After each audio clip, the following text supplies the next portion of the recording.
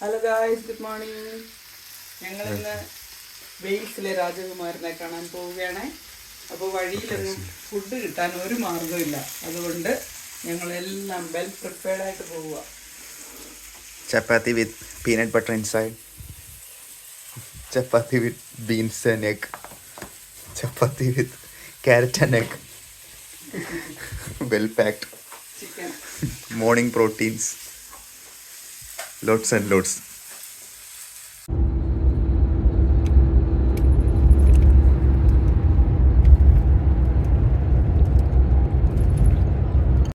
Guys, നമ്മൾ വെയിൽസിലേക്കുള്ള ബ്രിഡ്ജിൻ്റെ പടികളിലാണ്. ഇതാണ് പ്രിൻസസ് ബ്രിഡ്ജ്. 5.5 കിലോമീറ്ററോളം ദീർഘമുള്ള ഈ ബ്രിഡ്ജ് 20-ാം നൂറ്റാണ്ടിൻ്റെ ആദ്യങ്ങളിൽ കെട്ടിയതാണ്.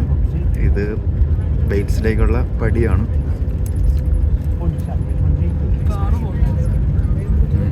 ആറുവരി പാതയാണ് ഈ പ്രിൻസസ് ബ്രിഡ്ജ് എന്ന് പറയുന്നത്.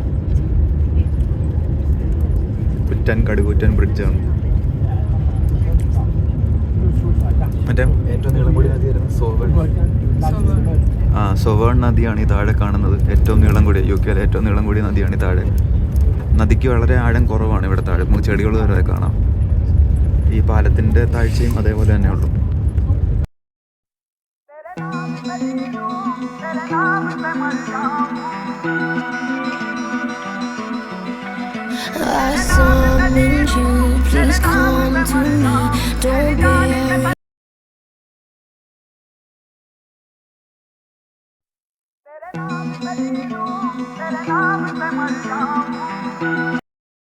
Good morning. അങ്ങനെ അടുത്ത പ്രഭാതം വെയിൽസിലെ നമ്മളെ ഇന്നലെ എടുത്ത സ്റ്റേഡിയം ഇല്ലേ, ആ സ്റ്റേഡിയത്തിൻ്റെ ബാക്ക് സൈഡാണിത്. ഇന്നലെ നമ്മൾ 2 ലിവറേ കണ്ടുള്ളൂ, പക്ഷേ യഥാർത്ഥത്തിൽ അതിന് 4 ലിവേഴ്സ് ഉണ്ട്. ആ ടോപ്പ് തുറക്കുന്നതിനുള്ള ലിവേഴ്സ് ഇവിടെ നിന്ന ഫുൾ വ്യൂ നമുക്ക് കാണാൻ സാധിക്കും.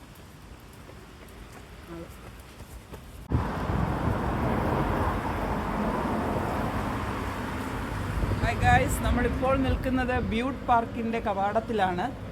1947 ഇന്ത്യക്ക് സ്വാതന്ത്ര്യം തന്നിട്ട് അവരിവിടെ വന്നപ്പോൾ അവർക്ക് തോന്നി പ്രകൃതിയെ സ്നേഹിക്കണമെന്നല്ലേ, അങ്ങനെ ആയിരിക്കാം. ഈ പാർക്കിനകത്ത് ഒരു 60ഓളം സ്പീഷീസ് ഉള്ള വൃക്ഷങ്ങളാണ് ഇവിടെ കാണാൻ നമ്മൾ പോകുന്നത്. 60 തരത്തിലല്ല, 60 സ്പീഷീസ് എന്ന് പറയുമ്പോൾ ഒരു സ്പീഷീസ് തന്നെ ഒരുപാട് വെറൈറ്റി വൃക്ഷങ്ങളുണ്ടാവും. വൃക്ഷങ്ങളും പൂക്കളും ഒക്കെ ഉള്ളൊരു പാർക്ക്. അവർ ആ തനതായ പ്രകൃതിയുടെ തനതായ ഭംഗിയിൽ തന്നെ അത് സൂക്ഷിച്ചിരിക്കുന്നു. അത് നമുക്ക് കാണാം. ഇന്ന് പ്രഭാതത്തിൽ നമ്മുടെ കൺകുളിർക്കെ കാഴ്ച, മനം നിറയെ മനോഹരമായ കാഴ്ചകൾ, പിന്നെ ശ്വാസകോശത്തിലേക്ക് ശുദ്ധവായു. ഒരു മരത്തിൻ്റെ അവശിഷ്ടം നിങ്ങൾക്ക് കാണാം അല്ലേ, അത് ഉണങ്ങി കംപ്ലീറ്റ് അതിൻ്റെ ബ്രാഞ്ചസ് എല്ലാം ഉണങ്ങിപ്പോയി. എന്നാൽ തന്നെയും അതിനെ അവർ നശിപ്പിക്കുന്നില്ല, അതുപോലെ കാത്തു സൂക്ഷിക്കുന്നു. ഇനി അങ്ങോട്ടേക്ക് പോകുമ്പോൾ ഇതിൻ്റെ ബാക്കി ഭാഗം നമുക്ക് കാണാൻ സാധിക്കും. പിന്നെ 2 ദിവസമായിട്ട് ഇവിടെ ക്ലൈമറ്റ് ഞാൻ പറഞ്ഞല്ലോ, ക്ലൈമറ്റ് കുറച്ച് റെയിനിയാണ്. ആ റെയിനി സീസണിലും നമ്മളാണെങ്കിൽ ഒരു റെയിൻ കണ്ടു കഴിഞ്ഞാൽ ഉടനെ ഒരു ഷീറ്റും മൂടി വീട്ടിനകത്തേക്ക് ഒതുങ്ങാൻ നോക്കും. ഇവിടെ അങ്ങനല്ല, അവർ നമുക്ക് കാണാൻ ഓടുന്നതുണ്ടോ, മഴയായാലും വെയിലായാലും എല്ലാം അവർ ആക്റ്റീവാണ്. എപ്പോഴും ഫുൾ ടൈം ആക്റ്റീവ് പീപ്പിളാണ് ഇവിടുത്തത്.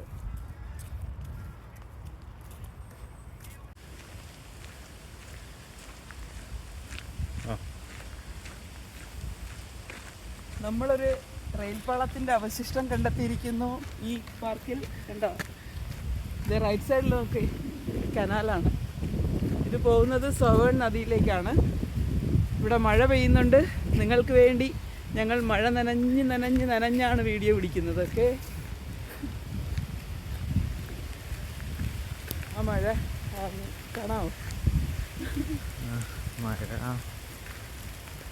മരങ്ങളുണ്ടോ, നമ്മൾ കണ്ടിട്ടില്ലാത്ത മരങ്ങളും. നമ്മുടെ നാട്ടിലെ ചില മരങ്ങളുടെ ഒരു റിസംബ്ലൻസ് കാണുന്നുണ്ട്. ആൽമരം, തേക്ക്, അതിൻ്റെയൊക്കെ ഇത് കണ്ടാലൊരു മന്ദാര ചെടിയുടെ ഇല പോലെ ഇല്ലേ, എന്താ റിസംബ്ലൻസ് ഉണ്ട്. പക്ഷേ ഏത് മരമാണെന്നൊന്നും ഇവിടെ എഴുതിയൊന്നും വെച്ചിട്ടില്ല, അതുകൊണ്ട് അറിയാൻ വയ്യ. ഇതിനെ ഓർണമെൻ്റൽ ട്രീസ് എന്നാണ് പറയുന്നത്.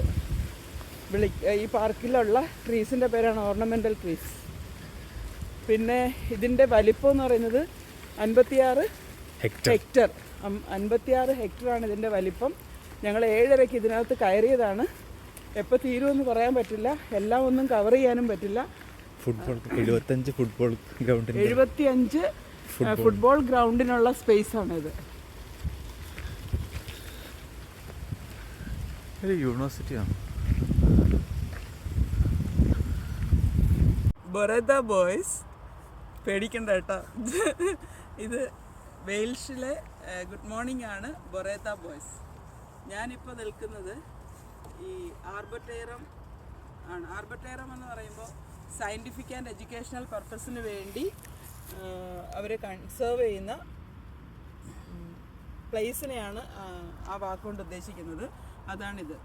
ഇതിൻ്റെ 70th ആനിവേഴ്സറിക്കാണ് ഇത് ഡെവലപ്പ് ചെയ്ത് ഇത്രയും species, different types of species ട്രീസിനെ ഇവിടെ കൊണ്ടുവന്നവർ നടുകയും ഇപ്പോൾ ഈ സമയം വരെ പരിപാലിക്കുകയും ചെയ്യുന്നത്. 2019 70th ആനിവേഴ്സറി.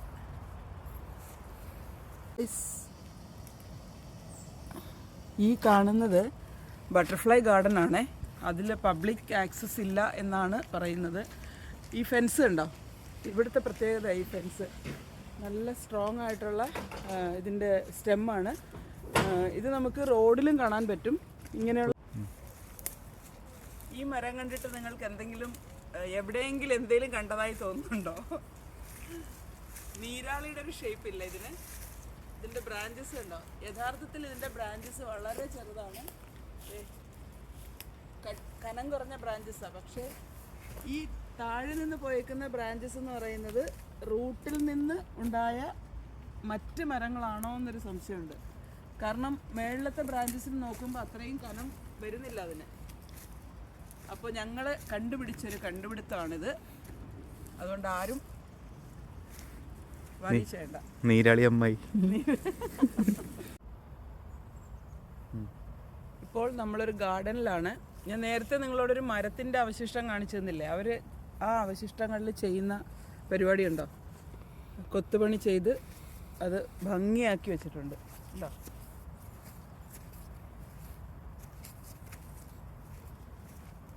ഇനി ദേ ഒരു മരപ്പടയാളി, മരം കൊണ്ടുണ്ടാക്കിയ ഒരു പടയാളി കണ്ടോ? കുതിരപ്പുറത്തിരിക്കുന്ന അത് ഇത് ഈഗിളാ. അത് ഈഗിളല്ല, മുതല. മുതല. ഇതിന്റെ വാ നോക്ക്, ചുണ്ട്. ഇല്ല, ഓഡിയൻസ് പറയട്ടെ ഇത് എന്തായിട്ട് നിൽക്കുന്നു. മുതലയുടെ പുറത്തൊരു പടയാളി കൊണ്ട് ആവശ്യമില്ല. ഇത് ഗരുഡനാണ്. ഗരുഡന്റെ ചിറകോടെ? നോ ചിറക്. ചിറകില്ല. അപ്പോ ഇത് ചീങ്കണ്ണിയുടെ മുഖം പോലെ തോന്നുന്നു.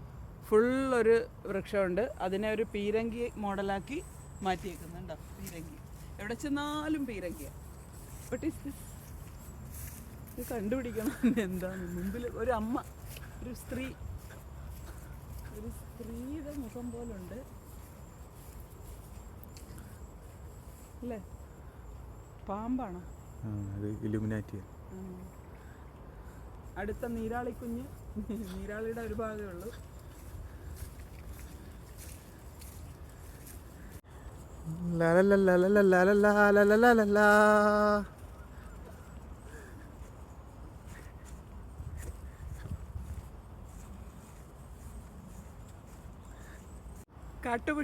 കാട്ടുപുഷ്പങ്ങളെന്ന് കേട്ടിട്ടില്ലേ? ഇതാ ഇപ്പൊ കണ്ടോളൂ. കണ്ടോ? ഇതാണ് ഇവിടുത്തെ കാട്ടുപുഷ്പങ്ങൾ, വൈൽഡ് ഫ്ലവേഴ്സ്. ഇവിടുത്തെ പൂക്കൾക്ക് ഭംഗി മാത്രമേ ഉള്ളൂ. വലിപ്പമുണ്ട്, ഭംഗിയുണ്ട്, പക്ഷേ നോ സ്മെൽ. ഇത് നോക്കി, ഇത് മറ്റേതല്ലേ നമ്മുടെ പൈൻ. കാലിഫോർണിയ പൈൻ ട്രീ മക്കളെ. അങ്ങനെ അവസാനം അതും കണ്ടുപിടിച്ചു, പൈൻ ട്രീ. ആ പൈൻ്റെ ഒരു കാ പറിച്ചു.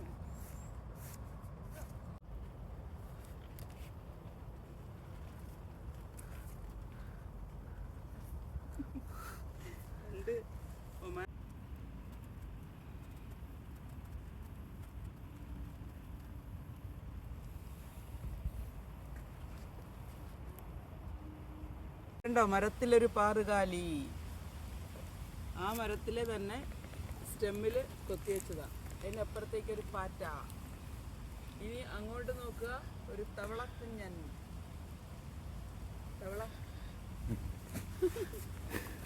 തവളക്കുഞ്ഞിനെ നോക്കിയേ. കണ്ടോ, ഇതെല്ലാം മരത്തിൽ കൊത്തിവെച്ചതാ.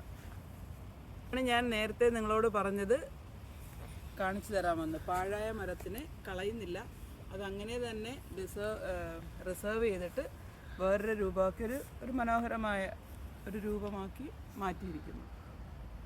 ഒരു കുറ്റിയാണത് തവളയാക്കി മാറ്റിയിരിക്കുന്നത്. ഒരു മരത്തിൻ്റെ കുറ്റിയത്. പിന്നെ കണ്ടില്ലല്ലോ എന്ന് ഞാൻ അച്ഛനോട് പറയുമായിരുന്നേ. ഇതേ കണ്ട ഒരു പാമ്പ്. പൈൻമരം ഇപ്പോൾ കണ്ടെത്തി. വലിയ മരം. കായ്കളൊന്നും താഴെയില്ല എടുക്കാൻ. ഹൈ ഗൈസ്, സ്റ്റൈൽ മാറി. മഴ നനഞ്ഞു കുതിർന്നാണ് കൊട്ടാരത്തിനകത്തേക്ക് കയറിയത്. നമ്മൾ നിൽക്കുന്നത് വെയിൽസ് രാജകുമാരൻ്റെ പാലസിലാണ്, കൊട്ടാരത്തിലാണ്. Prince of Wales, prince William.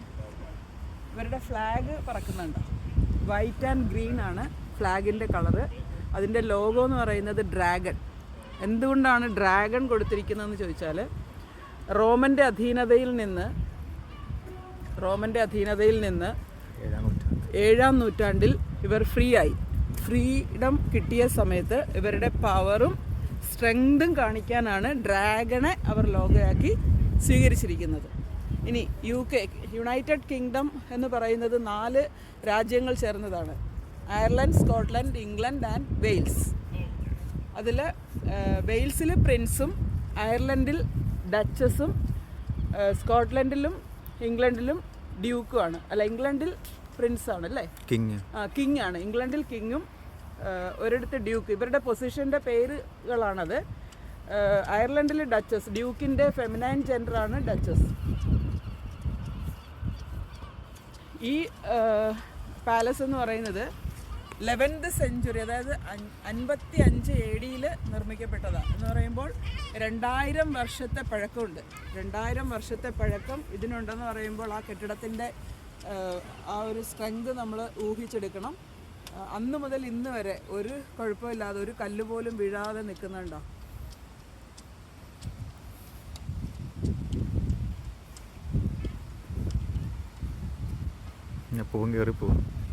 ഇവിടെ ഈ ഭരണാധികാരികളൊന്നും ഈ കാസിലിൽ താമസിക്കാറില്ല. ഇവരുടെ മെയിനായിട്ടുള്ള അതായത് കോൺഫറൻസിനും ജെനുവിൻ ഈവൻറ്റ്സ് ഒക്കെ നടത്തുന്ന കാര്യങ്ങൾക്ക് മാത്രമേ ഇത് ഉപയോഗിക്കാറുള്ളൂ. പിന്നീട് first world war, second world war എല്ലാത്തിനും ഈ കാസിൽ വിറ്റ്നസ് ആയിട്ടുണ്ട്. ആദ്യമായിട്ട് വിറ്റ്നസ് ആവുന്നത് ഏതായിരുന്നു? അല്ല, ഈ റോമനും നോർമൻ യുദ്ധം. വെയിൽസ്, ആംഗ്ലോ നോർമനും വെയിൽസും തമ്മിലുള്ള വാറിലാണ് ഇവരുടെ ഫസ്റ്റ് വിറ്റ്നസ്. പിന്നീട് വരുന്ന world war 2, second world war എല്ലാം വിറ്റ്നസ് ആയത് ഈ കാസിലാണ്. ഹായ് ഗൈസ്, ഈ സ്ട്രീറ്റിലോട്ട് കയറിയപ്പോഴേ ഇതൊരു വെയിൽസിലെ ഫേമസ് മാർക്കറ്റ് സ്ട്രീറ്റാണ്.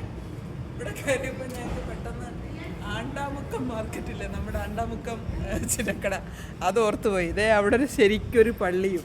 ഈ പള്ളിയിൽ നമ്മുടെ ഇരവിപുരത്തെ സഞ്ജോപ്പനാണ് ഇരിക്കുന്നത്, അതായത് സെയിൻറ്റ് ജോൺ ദ ബാപ്റ്റിസ്റ്റ് മധ്യസ്ഥൻ. ഉണ്ടോ? ഇതിൻ്റെ ഈ ഗോപുരം മാത്രമേ ഉള്ളൂ, ബാക്കിലെന്തെങ്കിലും ഉണ്ടോയെന്ന് അറിയില്ല, പോയി നോക്കട്ടെ കേട്ടോ. ഇതൊക്കെ ഷോർട്ടായിട്ട്. ഗൈസ്, ഇപ്പോൾ നമ്മൾ നിൽക്കുന്ന സ്ഥലം കാർഡിഫിലെ ഏറ്റവും വലിയ മാർക്കറ്റാണ്. പിന്നെ എവിടെ പോയാലും ഈ വേര് തോണ്ടുന്നൊരു സ്വഭാവം നമുക്കുണ്ടല്ലോ. അപ്പോൾ ചരിത്രം പറയാം. ഏകദേശം 200 വർഷങ്ങൾക്ക് മുൻപ് സ്ഥാപിച്ച നമ്മുടെ ഗ്രാമങ്ങളിലൊക്കെ കാണുന്ന ഡയറക്റ്റ് മാർക്കറ്റിനെ കുറിച്ച് അറിയാമോ? അതായത് ഫാമേഴ്സ് പ്രോഡക്റ്റ്, അവർ കൃഷി ചെയ്ത സാധനങ്ങൾ നേരിട്ട് കൊണ്ടുവന്ന് വിൽക്കുന്ന, നേരിട്ട് മാർക്കറ്റിലേക്ക് വിൽക്കുന്ന ഒരു മാർക്കറ്റായിരുന്നു ആദ്യം. അതിനെ ഇവർ റീസെൻ്റ്ലി കൺവേർട്ട് ചെയ്ത് മോഡേൺ മാർക്കറ്റാക്കി എടുക്കുന്നു. ഇവിടെ ഉപ്പ് മുതൽ കർപ്പൂരം വരെ അവൈലബിൾ ആണ്. 2 നിലകളുണ്ട്. ഇതിപ്പോൾ താഴെ നമ്മൾ നിൽക്കുന്നത്, ഇതിൻ്റെ മുകളിലേക്കുണ്ട്.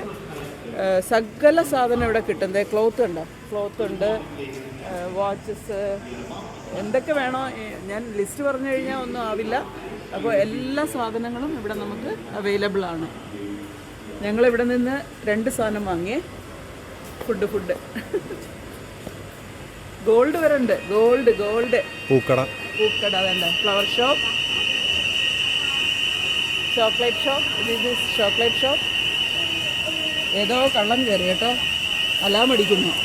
ദേ ഗൈസ്, ഒരു വലിയ ഈനിരിക്കുന്നുണ്ടോ? അതെ, സാൽമൺ, ഏറ്റവും വില കൂടിയ മീൻ സാൽമൺ. ഇതാണ് ഇവിടുത്തെ ഫിഷ്. ഓയിസ്റ്റർ കണ്ടിട്ടുണ്ടോ? നമ്മുടെ കിളിമീൻ പിന്നെ നമ്മുടെ ഇലപ്പാട്ട കൊഞ്ച്. സാൽമന്റെ കളർ ഉണ്ടോ? ഓറഞ്ച്. സാൽമന്റെ ഉള്ളിലെ ഫ്ലഷിന്റെ നിറം അത് നല്ല പീച്ച് കളർ.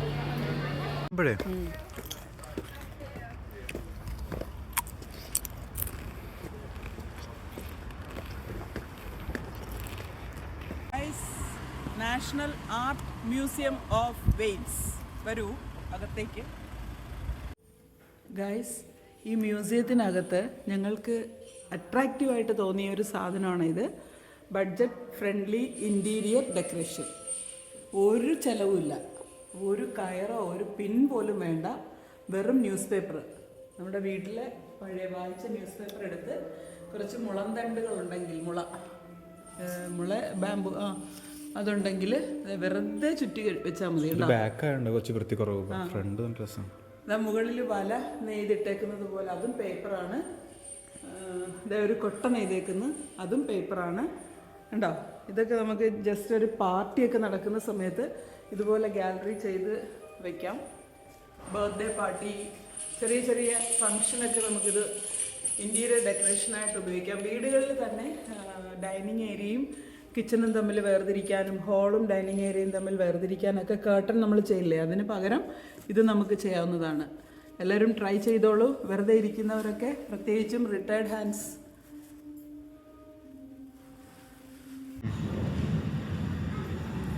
ഗൈസ്, നമ്മളിപ്പോൾ ഈ മ്യൂസിയത്തിനകത്താണ്. കുറേ ആർട്സിൻ്റെയും പിന്നെ സയൻസ്, ഹിസ്റ്ററി എല്ലാം കൂടെ ഫ്യൂഷനായിട്ടുള്ളൊരു മ്യൂസിയമാണ്. ഈ കാണുന്നത് ഫോസിൽസാണ്. ഫോസിൽസ് എങ്ങനെ ഫോം ചെയ്യുന്നു എന്നുള്ളത്, ആ റോക്കിൽ ഫോസിൽ ഫോം ചെയ്ത രൂപങ്ങളാണ് ഇപ്പോൾ നമുക്ക് കാണാൻ സാധിക്കുന്നത്. പെയിൻറ്റിംഗ് ഒന്നും ഞങ്ങൾ എടുത്തിട്ടില്ല. ഓയിൽ പെയിൻ്റ് ഉണ്ട്, വാട്ടർ കളർ പെയിൻ്റ് ഉണ്ട്.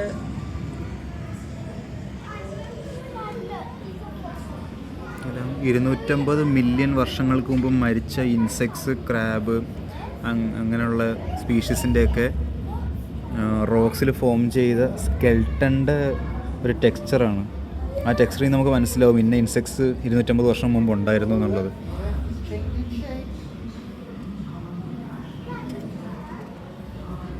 Wonderful variety.